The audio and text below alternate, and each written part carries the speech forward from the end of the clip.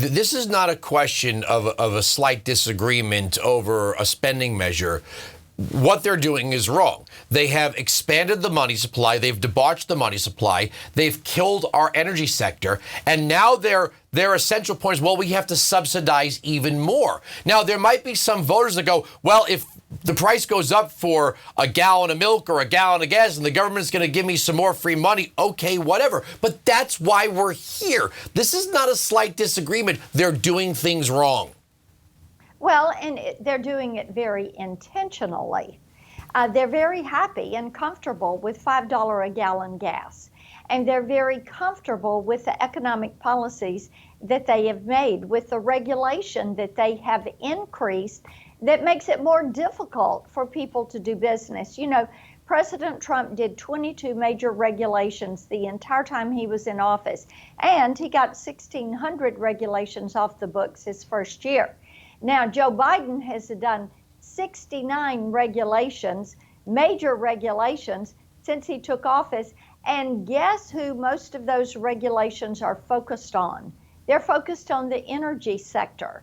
And that runs up the cost for farmers who are trying to buy fertilizer and pesticides and diesel. It runs up the cost for logistic companies that are getting food from farm to the grocery stores. So they are in this endless cycle of bad policy decisions, and the American people are paying the price for that, and they have just about had enough of this. I do not. This is my fear with the Democrats. Yes, we've made the case. Yes, a lot of voters, we see the polls are in the generic ballots shifting towards Republicans. We see this all across the country. We just saw the test in California. They got rid of their, crazed left-wing district attorney in San Francisco. Yeah. But my fear is this, that it's not till November that we have an election. It's not till January till we see the new Congress. And it's going to be months before that new Congress can produce effective legislation if Joe Biden even signs it. It's almost as if, and you're right, they're doing it on purpose because maybe if they can make everyone so miserable and think that relief is so far in the future, they'll take whatever government offers them for free now just to make the pain stop. I think the American people are smart. They are paying attention. And yes, you can look at what happened in California and Chesa Boudin and that defeat.